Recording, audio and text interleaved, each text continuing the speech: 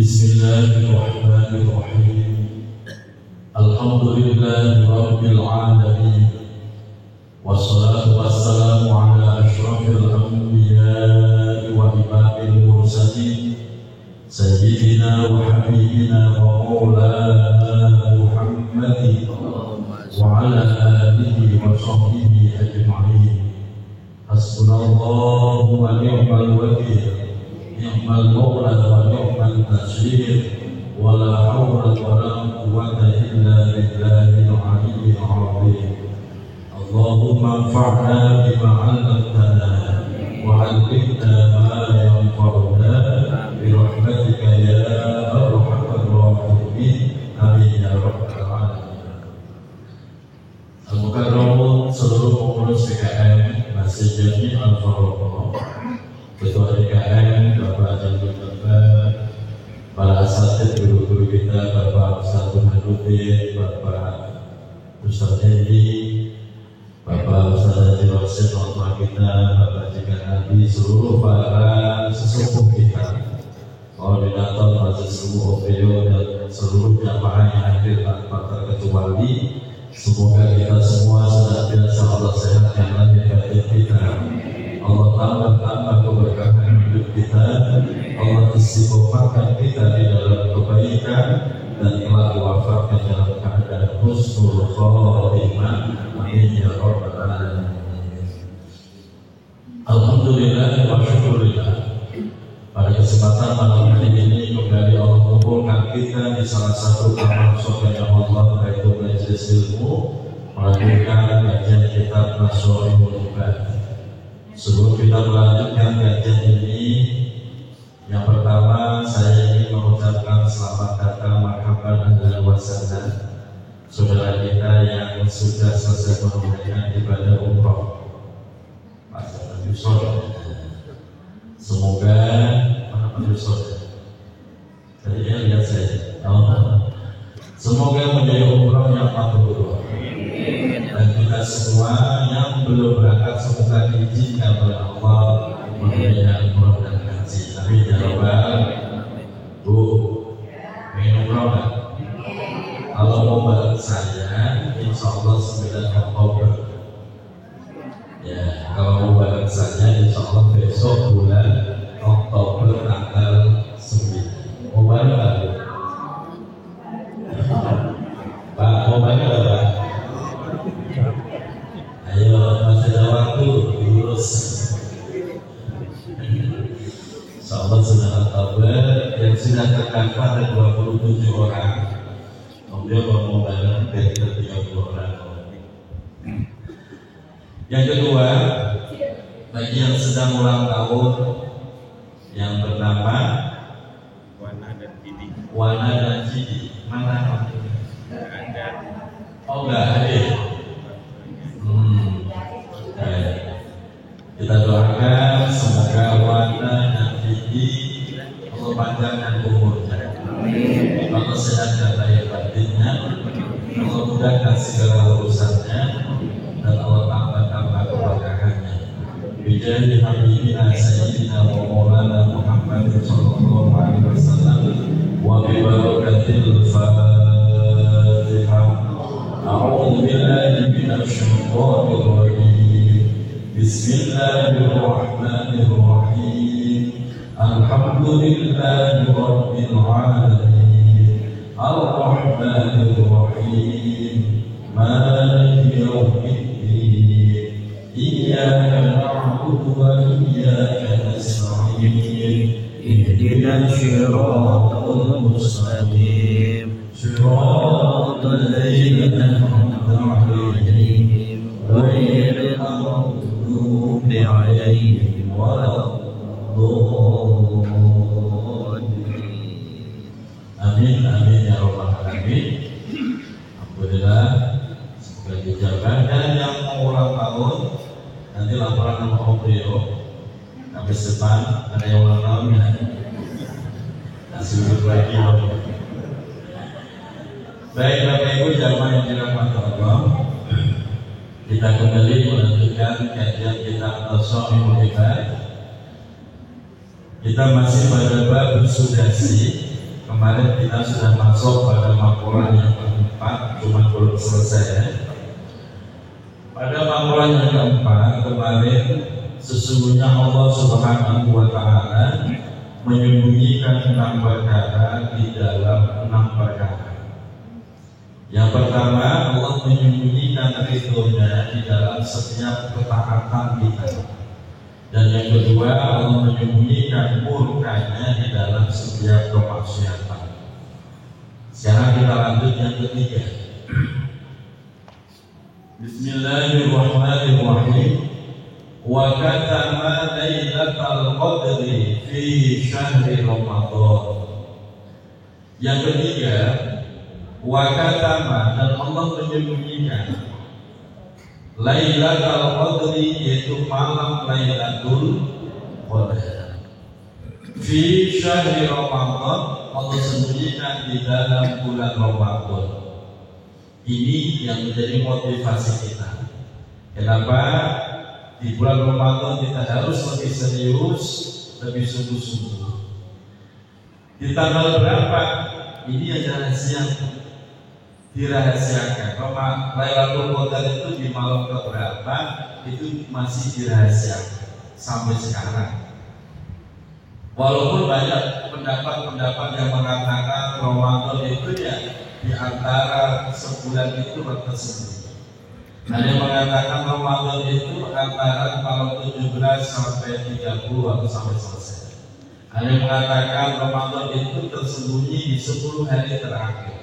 Ada yang mengatakan Lailatul Qadar itu berada di setiap malam ganjil di 10 hari terakhir. Banyak pendapat di situ. Oleh karena itu biar aman dan pasti dapat insya Allah. Mulai dari malam pertama kita bersungguh-sungguh sampai selesai. Insya Allah dapat Lailatul Qadar.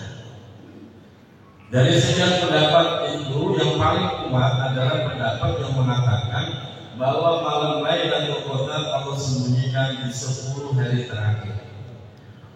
Ganjil apa genap, ini yang masih teka-teki. Oleh karena itu, mau ganjil mau genap, bagusnya kita hidupkan terus. Kalau setiap malam kita hidupkan dari malam 21 sampai selesai, bahasa orang Depok, ilokan. Ya Bu, ilokan gak dapat malam Lailatul Qadar. Makanya kita semoga Allah pertemukan dengan Ramadan yang akan datang. Bikin program DKM, Obrio dan kawan-kawan bikin program untuk menghidupkan malam Ramadan khususnya 10 hari terakhir. Tujuannya apa? Ingin mendapati malam Lailatul Qadar. Karena malam Lailatul Qadar itu benar-benar sebuah hadiah yang Allah berikan khusus untuk umat Nabi Muhammad. Nah kalau kita hidup 60 tahun, 70 tahun kok gak dapat hadiah itu, kan kebangetan namanya. Kebangetan ya Pak? Itu kebangetan sampai mati kok gak dapat Lailatul Qadar, dia sayang kemana aja. Makanya berjuanglah. Berjuang, semoga ketemu syukur-syukur setiap Ramadan ketemu malam Lailatul Qadar. Dan itu harus dimulai dari masjid. Kegiatan itu di masjid, kan dalam bentuk apa kegiatannya, tujuannya itu. Di Masjid Al-Barkah tempat kami, tadinya sama kosong, ada kegiatan sama sekali. Kita hidupkan malam 10 Ramadan terakhir itu dengan sholat tasbih berjamaah. Jam 2 time kita mulai, jam 3 selesai. Itu mereka diawali dengan ketika baca Quran, nunggu jam 2 baru kita mulai sholat tasbih. Selesai jam 3 pulang, masak, sahur, niat puasa. Jadi khusus malam 10 hari terakhir. Nah kalau bisa Al-Marqoh Ramadan depan lebih bagus kegiatan, biar syiah, dan kita semua mendapatkan malam Lailatul Qadar. Yang berikutnya, sebelum saya lanjutkan, seringkali orang memahami ini, Lailatul Qadar itu bagaikan malam 1000 bulan. Bukan 1000 bulan, tapi lebih baik daripada 1000 bulan. Lebih baik. Kata lebih baik itu setiap orang punya capaiannya sendiri-sendiri. Sama-sama mendapati malam Lailatul Qadar. Nanti yang didapatkan orang itu berbeda-beda. Kalau 1000 bulan adalah 84 bulan, 1000 bulan itu 84 tahun, bisa jadi sama-sama mendapatkan Lailatul Qadar. Orang itu ada yang dapat 84 tahun, ada yang dapat 100 tahun, ada yang dapat 200 tahun. Tingkat pencapaiannya beda-beda. Makanya kata khairum min alfi syahrin, lebih baik daripada 1000 bulan. Setiap orang akan mendapatkan beda-beda tergantung kualitas dan kuantitas ibadahnya saat malam Lailatul Qadar. Nah, kita berjuang. Yang berikutnya, yang keempat, wa katama awliya'ahu fi ma bainan nas. Wa katama, dan Allah menyembunyikan awliya'ahu, yaitu kekasih-kekasihnya, wali-walinya. Allah sembunyikan di mana? Fi ma bainan nas, di antara manusia-manusia yang ada. Pak, jangan gampang menghakimi orang dia wali. Juga jangan gampang menghina orang karena melihat tampilan fisiknya. Karena kita tidak pernah tahu hakikat orang tersebut. Yang kita anggap remeh, jangan-jangan dia itu wali. Kalau sampai kita menghina wali, itu sama juga kita menabuh menjelang perang dengan Allah Subhanahu wa Ta'ala. Itu bahaya. Terus bagaimana? Ya kita nggak bisa. Yang bisa menebak si awalnya nggak bisa, karena memang kita manusia biasa. Oleh karena itu, hormati setiap orang. Jangan-jangan di antara orang itu ada yang menjadi walinya Allah. Kayak di masjid begini nih, kita kumpul bersama. Kira-kira ada walinya? Kira-kira ada walinya? Ada. Cuma kita nggak tahu apakah walinya di baris yang pertama, ya belum tentu juga. Apakah walinya yang pakai peci putih, peci hitam, ya belum tentu juga. Jangan-jangan yang jadi wali itu yang duduknya di pojok kemana-mana bawa tas merah. Bisa jadi. Siapa? Artinya kita nggak bisa meremehkan seseorang hanya karena lihat tampilannya, nggak bisa. Gua itu wali itu kemana-mana pakai gamis, pakai setan, dia belum tentu juga. Gak ada yang tahu. Yang tahu itu sesama wali. Nah, karena kita bukan wali, maka caranya biar kita nggak kualat. Setiap kali kita ketemu orang, kita terus berbuat baik. Takutnya dia itu seorang wali. Apa sih itu wali? Di dalam Al-Quran dikonsepkan, ala inna awliya Allahi la khawfun alaihim wa la hum yahzanun. Ketahuilah, sesungguhnya wali-walinya Allah itu punya dua sifat yang menjadi karakteristiknya. Apa itu? Yang pertama, la khawfun. Wali itu tidak punya rasa takut dengan sesuatu yang akan terjadi. Nggak ada wali kok takutnya besok mau makan apa. Nggak ada wali begitu, Pak. Nggak ada ceritanya wali kok takut anak gua kerja apa, makan apa, jodohnya aja.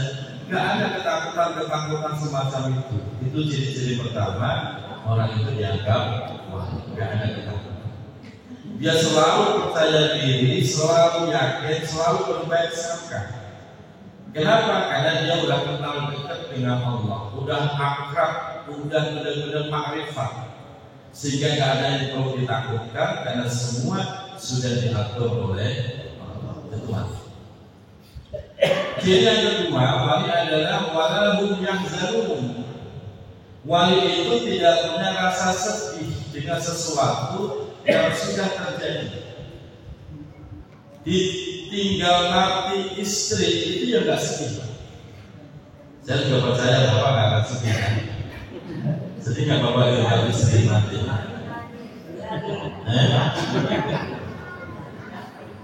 Bisa sedih.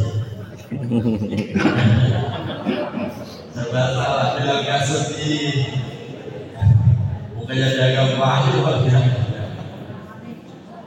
itu gak ada kesedihan. Kenapa gak ada kesedihan? Yaitu tadi adanya sebuah kemakrifatan, keyakinan secara totalitas bahwa semua yang terjadi itu adalah sudah skenario Allah dan takdir Allah itu yang baru. Sehingga gak ada yang perlu disedihkan. Beda kalau kita mati kehilangan 100.000 berbulan-bulan sedihnya gak hilang. Betul Bu. Hilang 100.000 sedihnya berapa hari Bu? Bisa 2 minggu, bisa sebulan, ya orang beda-beda. Nah ini menunjukkan keimanan seseorang. Maka wali itu tidak punya rasa sedih dengan sesuatu yang sudah terjadi, karena itulah takdir dan takdir adalah yang terbaik. Umpama sedih itu suatu batil ulang, hanya spontan saja. Spontan saja, reaksi spontan, sebentar pulang. Jadi kalau ada kiai ustaz tinggal mati istrinya, kalau hari kedua udah nikah lagi, ibu jangan seutuh. Jelas Bu? Kenapa? Jangan-jangan ustaz itu wali gitu. Wali apa?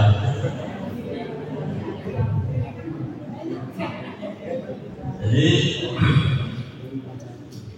yang berikutnya Bapak Ibu, jangan termakan isu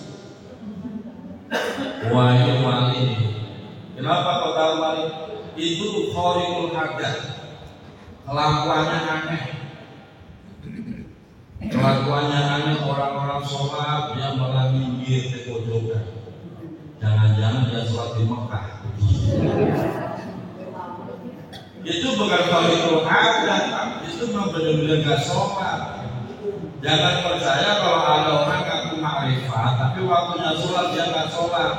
Itu bukan makrifat, itu ngawur. Oh ini wali. Kenapa wali? Oh doanya mustajab, yang didoain ampuh. Padahal dia gak kelihatan sholat. Ya jangan percaya juga Pak. Dukun-dukun itu sengaja dijabat doanya oleh Allah untuk istidraj, ngabuli dulu. Apakah dia wali? Tidak. Jadi wali itu tidak pernah meninggalkan syariat Allah. Kalau ada orang dianggap wali sementara dia meninggalkan syariat Allah, jangan pernah percaya. Jelas Pak? Kenapa? Mana yang lebih tinggi derajat wali dengan derajat nabi? Amin. Wali mana? Amin. Jelas tapi derajatnya lebih tinggi. Apakah Rasulullah pernah meninggalkan syariat? Tidak. Tidak pernah Pak. Rasulullah seorang nabi derajat lebih tinggi tidak pernah meninggalkan syariat. Sementara ada orang ngaku-ngaku makrifat, ngaku-ngaku wali tapi tidak mau sholat, meninggalkan syariat, jangan dipercaya. Nah ini kadang-kadang mohon maaf di masyarakat kadang-kadang termakan isu, terbawa isu hanya ikut-ikutan waya wali. Wali bagaimana? Nah wali itu nggak pernah meninggalkan. Yang berikutnya Bapak Ibu, di dalam kajian Islam itu memang ada tiga unsur yang memang harus kita jalani. Yang pertama syariat itu untuk mengatur perilaku lahiriah kita. biar ibadah kita benar, dari wudhu, sholat, puasa kita diajari itu namanya perilaku lagi ya, dan disebut syariat. Yang kedua adalah thariqah. Thariqah ini yang mengatur, mengajari perilaku batiniah kita. Bagaimana kita bisa menghilangkan kedengkian, dendam, iri, ya, penyakit-penyakit hati yang selama ini bersarang dalam hati kita. Terus bagaimana mengatur hati ini bisa lebih mudah, khusyuk di dalam sholatnya, tumakinah, istiqomah, itu semua adalah urusan hati. Dan itu kajiannya dalam kitab Thariqah. Bagian dari Thariqah itu tasawuf sama Thariqah. Setelah Thariqah dilewati, baru di situ kita belajar untuk makrifat. Makrifat itu gak bisa tanpa melalui dua proses ini. Makanya mohon maaf Pak, sekarang akan zaman nanti akan banyak orang lebih senang belajar makrifat daripada senang belajar syariat. Nanti Bapak lihat, itu fitnah akhir zaman. Dia nggak senang belajar begini, duduknya nggak senang. Dia senangnya belajar itu tempat sepi-sepi, orang-orang khusus, tempat-tempat khusus biasanya. Tanpa hal besar. Dia nggak senang belajar syariat itu, nggak senang. Maunya belajar ilmu makrifat. Keren banget, ilmu makrifat. Itu sebuah kesesatan. Kalau ada orang tidak pernah belajar syariat, atau langsung belajar makrifat, dipastikan akan sesat. Akan sesat. Dan setelah sampai ilmu makrifat beres, baru masuk ke ilmu hakikat. Urutan itu begitu. Makanya mohon maaf kalau ada orang ngajak-ngajak, ayo kita belajar ilmu makrifat. Ilmu makrifatnya bagaimana? Jangan. Banyak orang tersesat. Seminggu ini saya mendapatkan aduan itu banyak dari beberapa asatidz tokoh masyarakat di wilayah Cipayung. Ini ikut Cipayung kan? Tapi bukan di sini. Pokoknya wilayah Cipayung. Itu adalah pengajian makrifat. Pengajian makrifat. Pengikutnya itu kalau manggil gurunya bukan kiai, bukan ustaz, tapi hadratus syekh. Keren kan? Hadratus syekh. Padahal penyebutan syekh atau hadratus syekh itu ada definisinya. Orang layak disebut hadratus syekh itu minimal hafal Al-Quran, hafal hadis minimal 7.000 hadis dengan syarat dan rawnya lengkap. Itu baru layak disebut hadratus syekh. Sampai saat ini yang disebut hadratus syekh baru satu, yaitu Kiai Haji Hasyim Asy'ari berdiri. Itu hadratus syekh. Beliau hafal kutubus sittah, kitab-kitab hadis Bukhari, Muslim, dan seterusnya. Oleh ini apa hadis enggak, tadi udah disebut hadratus syekh. Tapi dia ngomongnya dalam bagaimana? Ya pokoknya dalam bagaimana gitu. Hati-hati Bapak Ibu, kalau udah terjebak omongan itu, nanti Bapak Ibu dibikin halu. Tahu halu? Melayang, halusinasi, wah bayangin dia bakal ketemu malaikat, ya. Jadi kalau ada orang ngomong, wah saya udah ketemu, udah ngobrol sama munkar nakir, jangan percaya, jangan itu akhir zaman Pak. Kenapa saya jangan percaya? Gak ada ceritanya selain Nabi bisa berkomunikasi dengan malaikat. Gak mungkin. Kita jaga tauhid kita. Gak mungkin. Itu keyakinan kita sebagai paham Ahlussunnah wal Jamaah. Jadi kalau ada orang ngaku-ngaku, wah saya sudah ketemu malaikat ini, jangan dipercaya. Oh saya udah ngomong sama semut, nah kalau itu biarin deh. Ngomong semut ya ngomong sapi terserah. Tapi kalau udah ngomong bilang bicara sama malaikat, jangan dipercaya. Karena yang bisa komunikasi dengan malaikat atas izin Allah itu hanya Nabi dan Rasul. Orang kayak model kita itu nggak bisa komunikasi dengan malaikat. Paling ketemunya itu dengan malaikat Israel, Pak. Itu pun pas mau itu kita. Bapak udah kangen malaikat Israel belum? Jadi tapi kita dijaga di zaman dan kamu itu berarti berarti wali kita yang benar-benar wujud keramat dijamin oleh Al-Quran dan hadis adalah orang tua kita. Siapa Pak? Orang tua.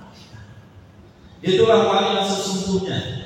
Tidak hanya wali nikah, benar-benar wali Pak. Sampai-sampai ridhonya Allah itu digantungkan terhadap ridhonya orang tua. Murkanya Allah digantungkan terhadap murkanya orang tua. Kalau orang tua murka, Allah juga. Orang tua ridho, Allah juga. Satu itu. Yang masih punya orang tua, ayo dimuliakan. Yang kedua, Bu, jadi buruk. Yang benar-benar wali. Yang kedua bagi ibu adalah suamimu. Yang punya suami yang janda ya udah nggak usah. Ya. Suamimu itu walinya dari para istri. Ibu kayaknya nggak percaya dari itu sesuatu. Masa suami gua kayak begitu wali. Seteragam itu.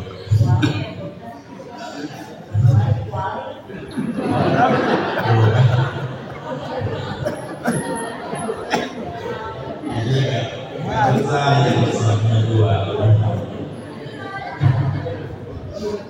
Seteragam. Suami itu adalah wali yang sesungguhnya. Karena seorang istri tidak akan bisa masuk surga tanpa mendapatkan ridhonya. Itu sahih Bapak Ibu. Hadis itu sahih. Seorang istri ingin bisa masuk surga syaratnya 3: taat sama Allah, taat sama Rasul, taat sama suami. Cari ridho suami, walaupun suaminya wajib mulu kerjaannya. Itu juga ada yang membaca itu.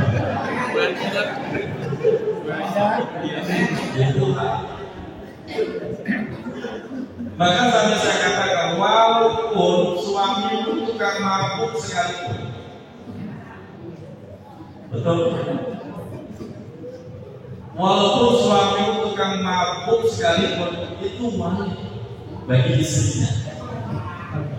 Kok bisa begini Bapak Ibu?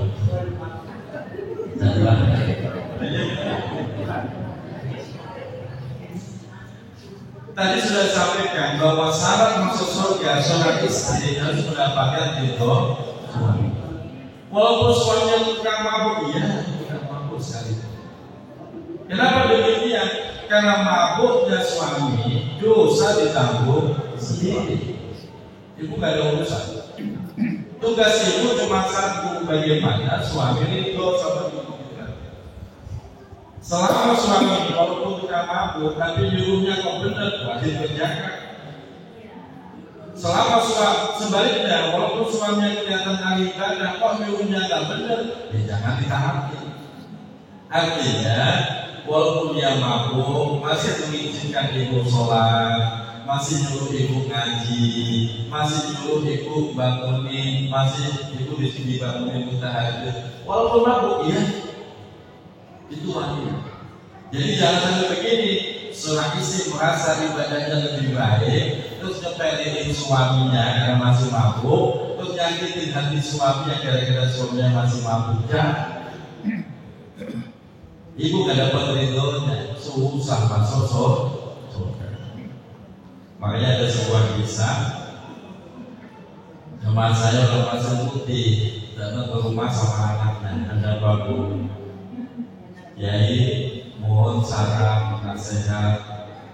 Saya ini pengen gugat cerai suami, boleh apa tidak? Begitu. Dan tanya kenapa digugat? Apakah dia akan kasih nafkah? Dia kasih nafkah. Apakah dia nyakitin ibu, mukulin, gebukin? Enggak apa-apa. Terus apa alasannya? Alasannya karena saya merasa tak kuat. Suami saya itu mabuk, kerjaannya mancing, gak mau ibadah. Saya malu. Alasannya malu. Dan bilang, Bu, kalau ibu gugat cerai mohon silakan. Cuma satu saya bilang, ketika ibu gugat cerai, terus ibu nggak punya suami, ibu nggak punya tameng dari api neraka. Karena keberadaan suami itu adalah tameng neraka bagi para istrinya. Sehingga dosa istri, kesalahan istri yang nanggung suami. Enak gak dari perempuan? Jadi dosa suami tanggung sendiri, dosa istri tanggung. Jadi tenang aja, Bu. Itu wali. Yang kedua saya bilang, kalau ibu sudah menjanda, ibu juga rugi. Kenapa rugi? Usia ibu berapa? 56. Gak ada yang mukul janda 56 itu. Kalau mau cerai kemarin 35. Terus bagaimana dari mengadakan bersandar? Bagaimana bersandar? Bersandarnya itu ilmu saja. Begini loh, Bu. Ibu nggak sadar. Ibu jalani kewajiban sebagai seorang istri. Waktunya bikin kopi, bikinin kopi. Waktunya bikin sarapan, ya bikinin sarapan. Sambil terus ibu ibadah, doakan.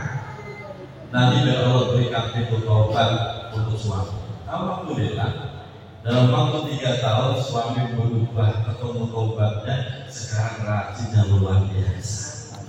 Itu gara-gara doanya Jadi jangan terus ngomel, jangan ingat itu wali. Ya itu wali.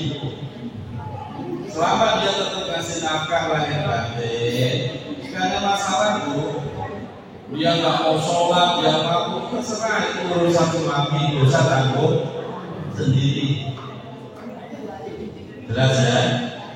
Yang ketiga, wali yang sesungguhnya adalah guru-guru. Guru yang mana nih? Guru yang membuat hatimu hidup. Guru yang membuat gairah semangatmu bangkit.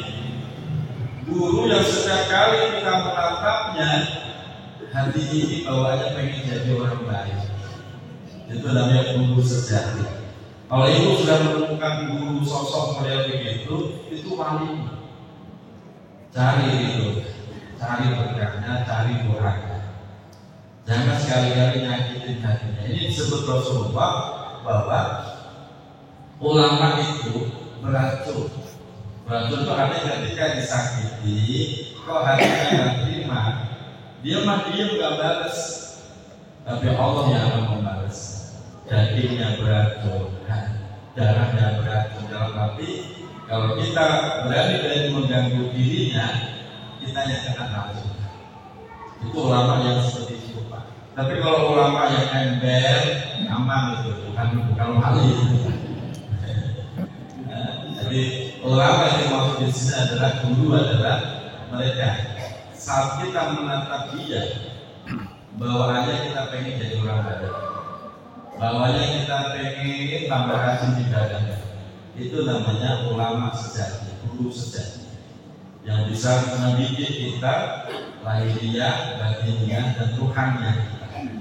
Itu adalah wali kita. Saya juga sama, saya juga punya guru betul begitu, Pak. Dari 3, 2 sudah wafat, masih ada 1. Alhamdulillah. Itu guru sejati saya, dan itu wali saya. Jelas ya? Jadi jangan nyari wali, wah itu wali kan kelihatan itu musuh gembel, emang gembel itu mah. Jangan buru-buru langsung tetap wali gara-gara aneh itu. Tapi walaupun gembel dia bisa ceramah loh, bisa ngaji.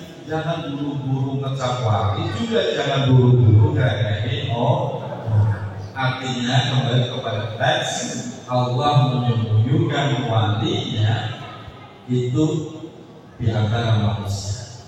Siapa tahu di antara wali yang menjadi wali, mereka yang selalu kemana-mana bawa tas merah. Siapa tahu. Semoga bermanfaat. Assalamualaikum warahmatullahi wabarakatuh.